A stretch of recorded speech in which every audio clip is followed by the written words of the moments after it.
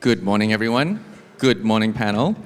I think this is a very nice continuation from a panel we had last year, which was entitled Energy Transition in Asia. Delighted to be welcoming back Professor Lynn, Cristina, and Toby. And I think what was missing from that panel last year was basically the ship owner perspective. So we've rectified that, and we've obviously got James and Pontus. Looking forward to what Pontus has to say after the plug that we've had in the previous panel. So again, maybe if I can just build on something that Abhishek has mentioned in his opening speech, which is that a significant driver of everyone's fortunes now lie in their decarbonization strategy. And obviously, it's not just about net zero by 2050. The IMO has come up with a whole host of other initiatives as well. If I could just list a few. So obviously, there's now 2030 and 2040 targets of 20% and 70%. On top of that, they're now changing the way we measure things. It's no longer just about tank to wake CO2. It's now well to wake CO2e, which also incorporates methane and nitrous oxides. And just one other initiative that I'm going to list is obviously in 2030, 5% of world shipping fuel needs to be near zero or zero GHG emissions. Now, I think to start off this panel, I'm going to start off with the person footing the bill, which sits at the end of the corner, Toby, from Pavilion Energy. Toby, maybe if I can ask, and I'll ask the all the panelists this question as well. In terms of bull or bear, bull being, I've been trying to get my ship owners to decarbonize for years. Finally, with this regulation, it's a lot easier for me to push this agenda through. Or bear being, more regulations is going to be a greater cost. I now need to pay even more to move my cargo. Where do you stand on bear versus bull? And since I guess IMO MEPC 80 in July, what sort of strategies and internally within the company, what have you guys been looking at? So for us, we see this as an opportunity to move forward and with our ship owners to put retrofits on our ships. Unfortunately, the IMO might have done what it's done, but we trade to Europe and the IMO is too slow. So we have to deal with ETS, we have to deal with the EU. And the EU is going to give us two very complicated pieces of legislation, ETS and Fuel Maritime. And I don't think too many people are really familiar with Fuel EU Maritime, and it's highly complicated, and it's going to make shipping very difficult or more complicated because of the ability to borrow, buy and sell compliance on the ships, and factoring in that some of my ships aren't compliant from the get-go 1st of January 2025. So we're seeing this as an opportunity to work with the owners. We've actually been pushing the owners probably on the harder end. They were a little bit behind. I think they got caught behind with CII. There was a lot of investment into CII, and unfortunately the EU came along and slipped in some new regulations, which even though Pavilion's a Singaporean company, at the moment with the ARB shut, most of our cargoes go to Europe, so we're tremendously exposed to Europe. So in the LNG, if you have a long DES contract into Europe, you're probably a bear because you can't get that cost back, but if you're trading in the spot market, you are probably a bit more of a bullish because you can make some opportunities out of it. Thanks, Toby. Maybe you've touched on sort of EU ETS and the EU regulations as well. Maybe let's move on to the people making the food for you to pay the bill. We'll start first with James. Between bear and bull and sort of implications to your business, go ahead.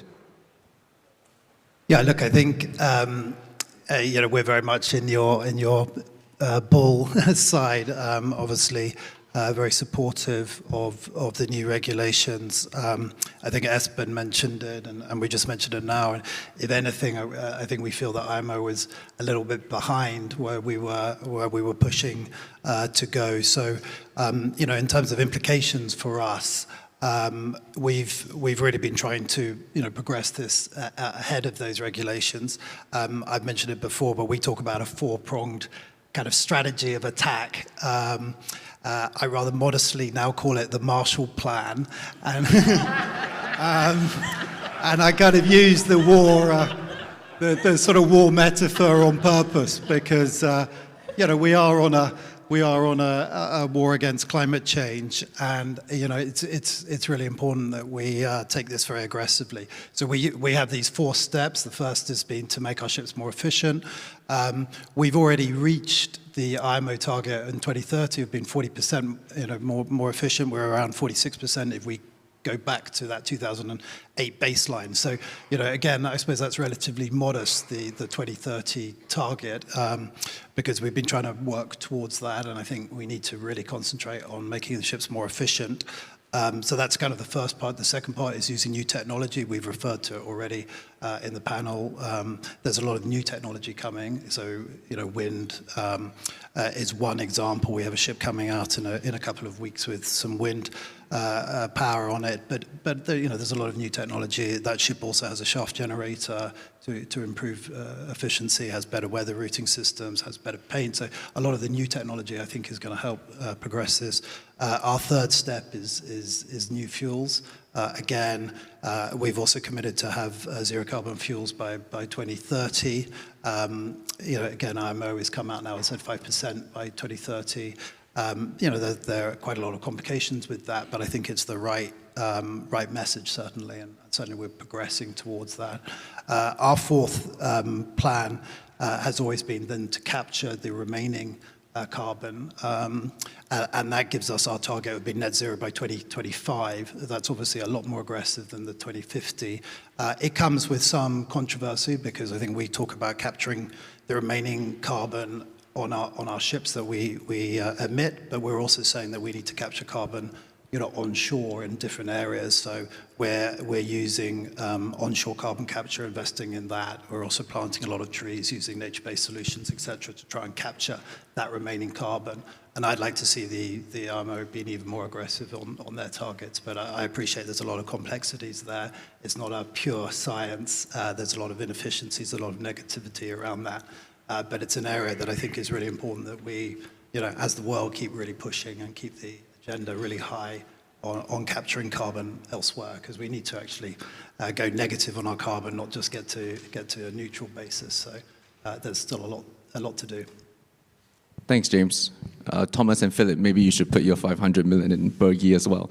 Yeah, exactly. I think so we'll take it up with Philip. Moving on to Pontus. Do you have a war plan as well? And I guess if you could sort of comment bull versus bear and a bit more on implications post MEPC 80 for your business. Thanks. Yeah, no, keep your 500 million in Purus. That's a good idea. Bull, of course, because we see a lot of opportunities in stricter regulations, and it raises the bar for entry, of course. However, I want to raise a finger of caution because with with IMO being reactive, we are just getting more and more complex regulations, as you alluded to, Toby. And that sort of opens up the normal shipping mentality where people spend more time trying to figure out how to avoid paying what is due than actually doing what is right, which never is a good thing. But in general, we are really pro stricter environmental rules and regulations because that forces people to take on new technologies, develop new vessels, look at new ways of doing things, better ways of doing things, which just enhances the competition, which at least I think is a good thing, because without competition, there's no fun. So, very bull. Thank you, Pontus. We've heard from the owners and charterers. Let's move on to Professor Lynn. Professor, congratulations. GCMD recently turned 2. And obviously, the aim of GCMD is to support the decarbonization of the maritime industry to hit or exceed IMO 2030 or 2050 goals. Now that these targets have become ambitious and stricter, are you a bear or bull? And how have the revised targets influenced things within GCMD? Good morning, everybody. Thank you for having me. If I weren't an eternal hopeful and optimist, I wouldn't be doing what I'm doing. So I suppose the short answer to that is bull. I think with the recent revised targets of IMO, it sends a little more certainty to industry. It sends a little more confidence of the regulations that are to come. And so if there's an opportunity to narrow in terms of thinking about strategy, this is sort of the way forward. That said, and you can sense a big but coming, decarbonization is not easy. It's very challenging, especially this 5% zero carbon fuels that you talked about by 2030. Again, I'll just put some numbers so you understand the scale and the magnitude of what we're talking about. 5% zero carbon fuels translates to 40 million tons of either green ammonia or green methanol. 40 million tons of green ammonia is twice as much as what we're shipping around today. 40 million tons of green methanol would take, about 400 terawatt hours to make. That's more than what the EU is going to produce in renewable electricity by 2030. Okay? So it's not an easy task. It's a really challenging task. And this means all of us need to work together to get there. All of us need to do what we can do. It means we need to step outside our comfort zone, take the risks that we can take so that we can get there collectively. And for GCMD, what this means is, we've been thinking more and more on an ecosystems level, on an ecosystems approach to doing our pilots and trials. It's not just enough to think about how we move ships. It's important to think about what we're moving in ships and how we're doing so. So increasingly, we're talking to port authorities because we want to do these trials at port limits. So for example, transferring of ammonia, demonstrating that it can be done because ammonia is, as a marine fuel, is a new use case. It's about looking at supply chain for biofuels. How do you provide integrity, increase the transparency of that supply chain so that adoption can be easier for ship owners and ship charters? It's about thinking about the value chain of carbon when we think about shipboard carbon capture. What happens to the CO2 after you've captured it? So all these ecosystems level, value chain level approaches where we get stakeholders from different sectors playing with us becomes really, really important. Thanks, Lynn. So I guess with the new IMO revised targets, whatever you're working on becomes even more important. Last but certainly not the least, on to you, Cristina. As a leading classification society, DNV is already working with the biggest industry names on accelerating their decarbonization plans. What trends are you seeing among ship owners following MEPC 80's latest updates? And how is DNV supporting them? And also your thoughts on bull/bear. Thank you. So I think the trends not only after the MEPC 80, but this year is that if you look at the order book, actually 51% of the vessels being ordered are with alternative fuels. So I would say that the technology transition is really well underway. Having said that, when you actually look at the fuel transition, it's not happening yet because other issues, availability, commercial aspects, and so forth. But I think that ship owners are very well positioning themselves with respect to flexibility, which I think is very smart. And if you look at, just to give also some numbers, at the current fleet, we have 6.5% of the current seagoing vessels that can run on alternative fuels.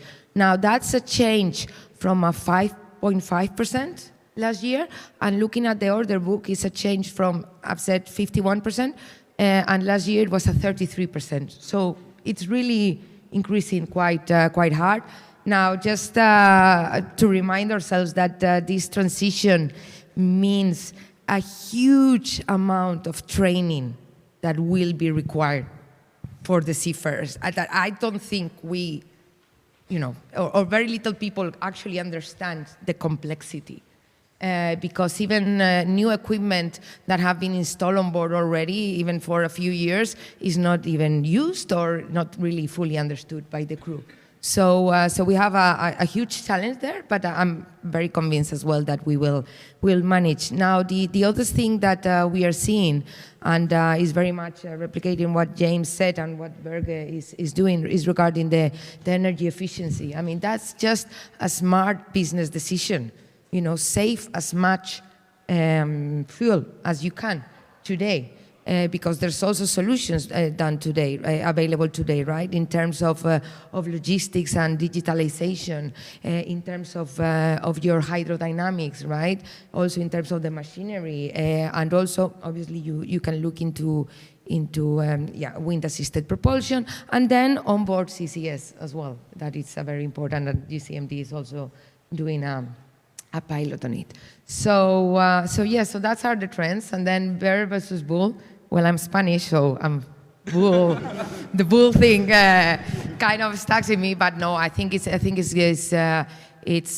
important that there is a bit more clarity, and I'm sure that more clarity will come around. But that being said, it comes with its challenges. This is the decade. We will actually, make sure that we either make it or break it. So so it's a lot of work to do, but that's good.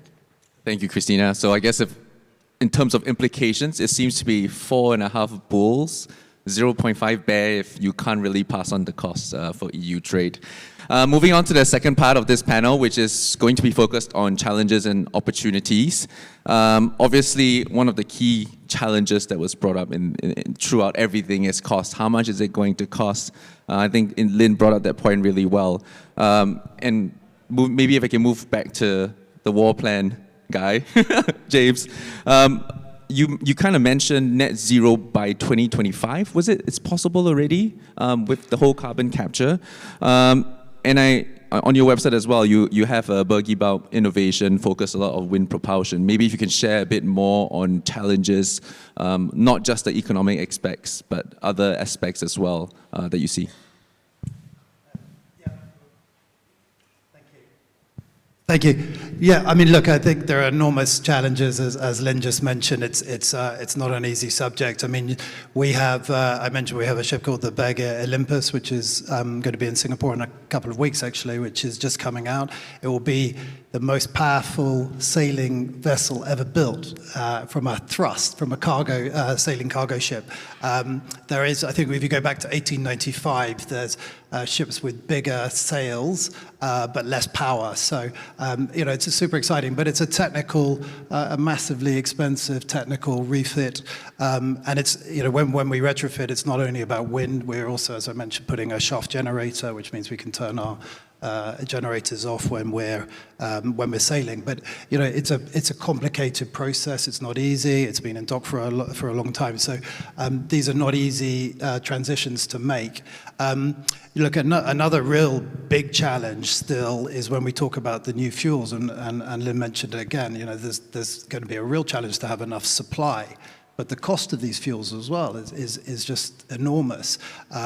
If we take kind of conservatively and just putting a number on it again, that maybe, maybe in our wildest dreams, sort of e-methanol or ammonia, maybe, $1,250 a ton, say. I think probably it will start much more expensive than that. But you then multiply it by 2, so it's suddenly $2,500 because of the energy equivalent. Heavy fuel today is $500 a ton. So we're talking about a differential of $2,000 a ton. If we imagine Australia to China is 1,000 tons, so that's 1,000 times 2,000 is $2 million. And then on a Newcastle Max, we take 200,000 tons. So that's actually $10 a ton of extra cost of the fuel. Today we argue with our charterers over cents and a dollar. To get a rate above today is $9. Still, incidentally, everyone's talking about lots of money, but it's still a break-even number. So, it's really, really tight on freight. And suddenly we're talking about having to double our freight. Now, maybe possible in container, but in dry bulk, I don't think people have really accepted that they're going to double their freight and pay for that. So as a ship owner, we can invest. The technology's coming. We have the ability to invest, but it's still not clear that the industry is going to pay that freight, even if we can get the supply. So sort of enormous challenges there. I also am very optimistic. I think we have to go there. I think eventually people will commit to pay, but if you ask a charterer today, is he going to pay double his freight? I think the answer will be no. And there's a danger that we'll build dual fuel ships and they'll still be powered on on heavy fuel, which is, to an extent what happened when the LNG dual fuel ships came out. We actually still carried on with heavy fuel. So, we can make a lot of noise. Eventually, we need to actually deliver on those subjects. Yeah. Thanks. You kind of missed Toby shaking his head furiously as you were talking about doubling the cost of freight. Pontus, we've heard a lot more on the economic challenges. Do you want to build on that as well? I know you're looking at carbon capture and also on electric ferries. Yes, we already have electric ferries, and the carbon captures is due to be installed later this year. Very interesting stuff. Luckily, that is actually the charterers asking for it. It gave us an opportunity because we were building new vessels, and they were like, why is there nothing new, exciting out in the market? So we say, hey, we can do that. And by such, we have installed, I think we have 3 fully electric ferries in operation already. We are helping the concession to actually build out the infrastructure with the quick chargers and all this. And it is working, which is quite fun to see, actually. Carbon capture, we do have 4 vessels that will be retrofitted. And again, the charterer, maybe they didn't request it, but we had a dialogue about what to do because we were not there to only do conventional vessels and then be happy with it. So we made them both LNG ready, which doesn't mean a lot, but at least they are. And then we're actually going for the carbon capture. So it's quite interesting, and the charterer are willing to pay. And luckily, these vessels, they will be trading in areas where there is an offtake for the amine or the residues. And to answer Dr. Lynn, what she said, I don't know what they're going to use it for. Maybe they will put it in the Heineken beer. I don't know. Let's see. But at least it's happening, and it is very much driven by the charterers, the end users for our concerns. And that goes for the offshore vessels as well, which we are electrifying and making methanol ready. It is the end users that has a preference of actually going this way. So it's what Espen alluded to earlier as well. It is really, IMO is falling behind. The industry is taking the lead, which is a very good thing, but it's not good when they try to put in silly, complicated regulations that just complicates it.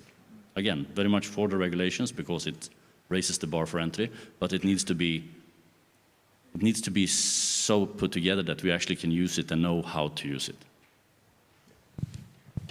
Toby, Penny, for your thoughts after hearing the challenges of the owners?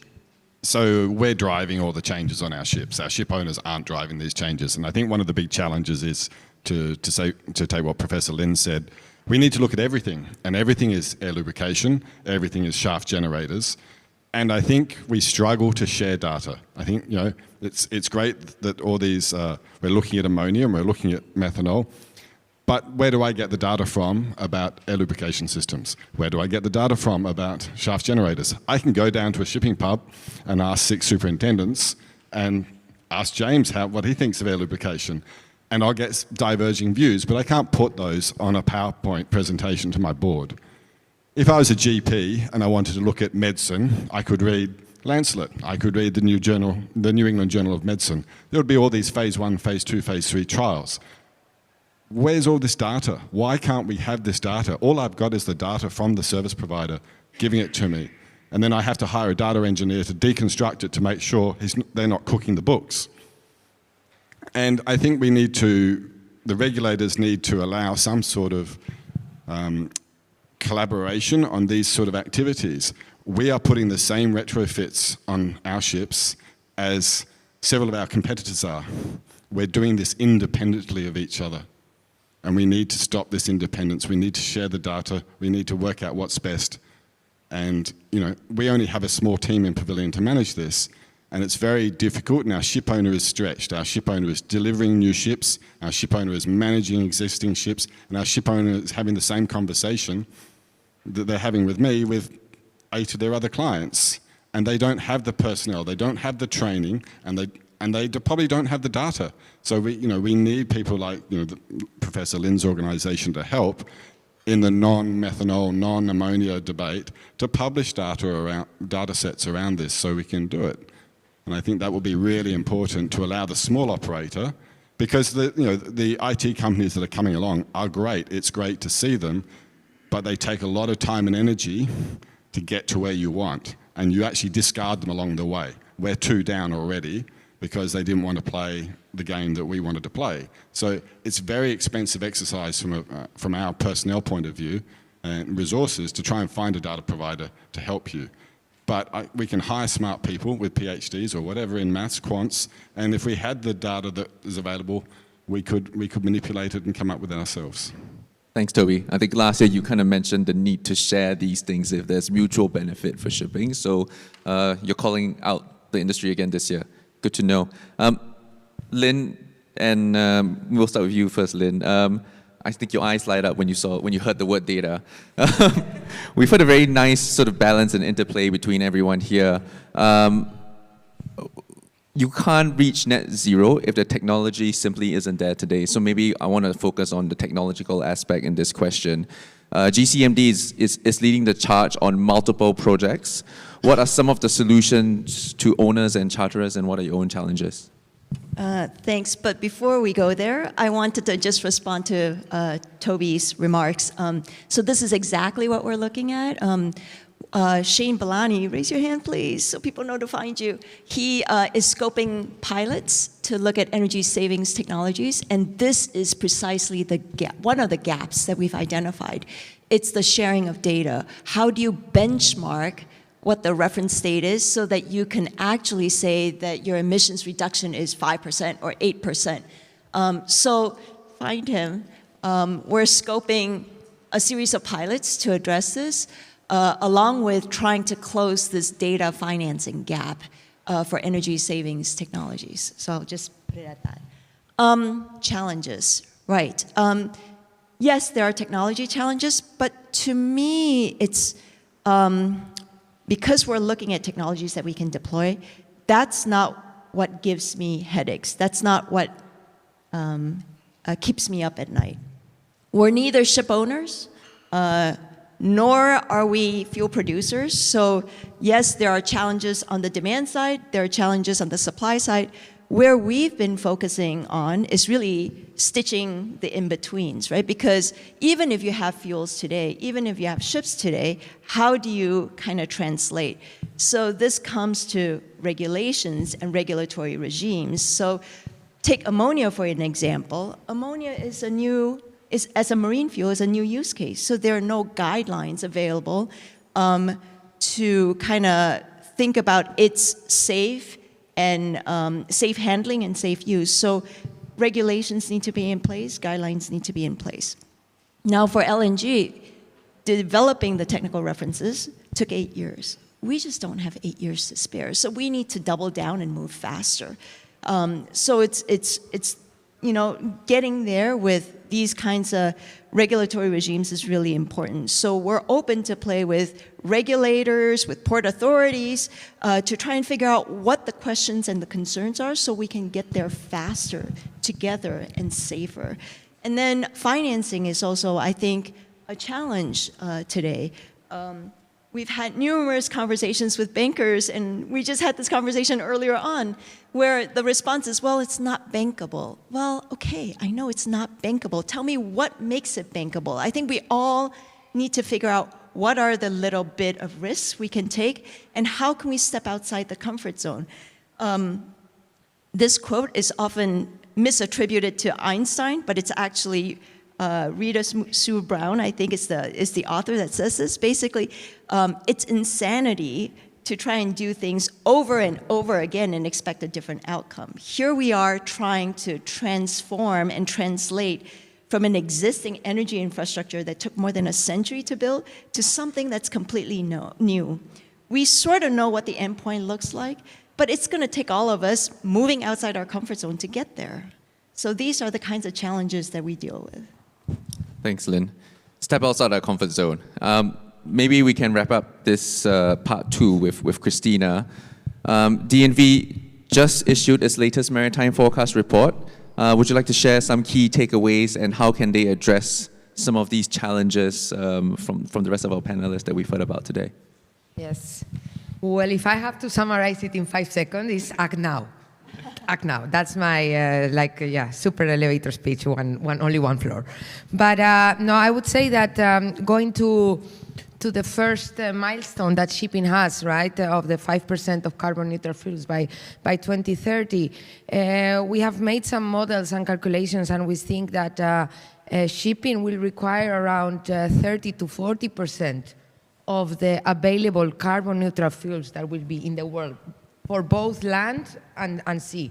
And that's quite ambitious number to think that shipping will be able to get such percentage, right? We have also been plotting it, and we have followed up that there are around 2,200 projects related to carbon neutral fuels. The majority of them are not even close to FID.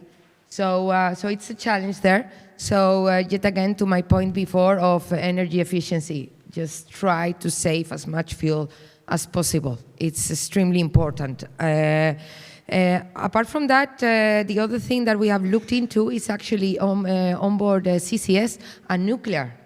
We have done a case study for a 15,000 TEU container vessel, and we see that it's economically and technically feasible. So I encourage all of you to read the report, or call me so that we can have a discussion about that, because it's totally another solution compared to the other fuels. There's also obviously a lot of need on fuel standards, but also covering the land side. And then I would say the training, as I mentioned before, it's a tremendous effort that needs to be done by the industry. Regulations will come back more clearer. We have mentioned about the EU ETS, but we know that IMO has already signaled that they might come with something similar. And then I think that also from in order for the industry to be able to manage this cost, it needs to pass it through the value chain. So I think also financial institutions will be a key stakeholder here, and I think we need to talk more than maybe Poseidon principles. I think you need to have better terms. We cannot punish the first movers. So that's, I think, a space where we need a lot of effort. And yes, I said before, this is the decade.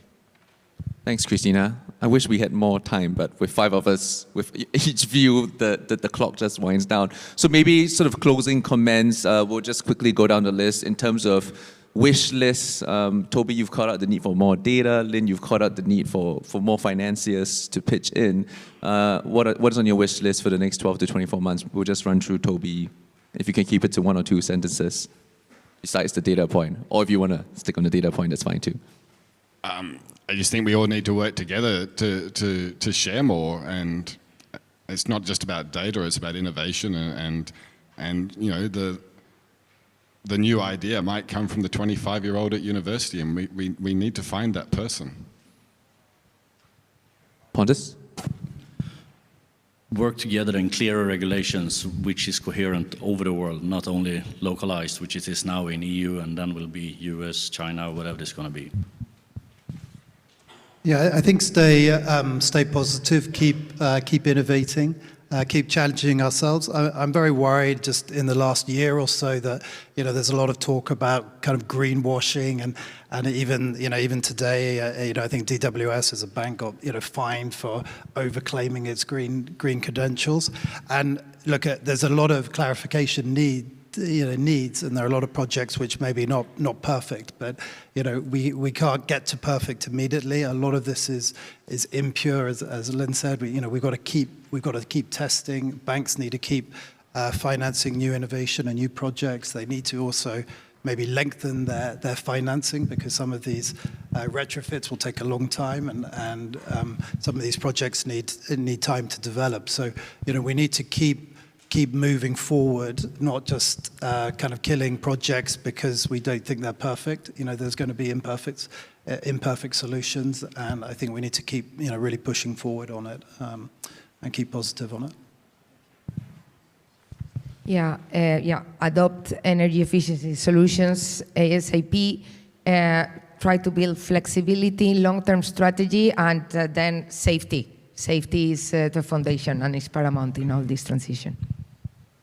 For me, it's engage broadly and listen intently. I think the collaboration may be obvious within the sector, but there are lots of opportunities when we think about outside the sector.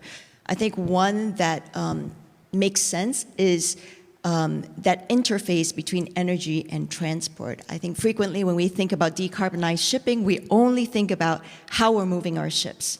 There's a huge opportunity when we begin to think about what we're moving in our ships, because with the energy transition, Irina and others have projected that more than 50% of the renewable fuels will be transported around in 2050 by ships. So we need to think about how we can accelerate the energy transition.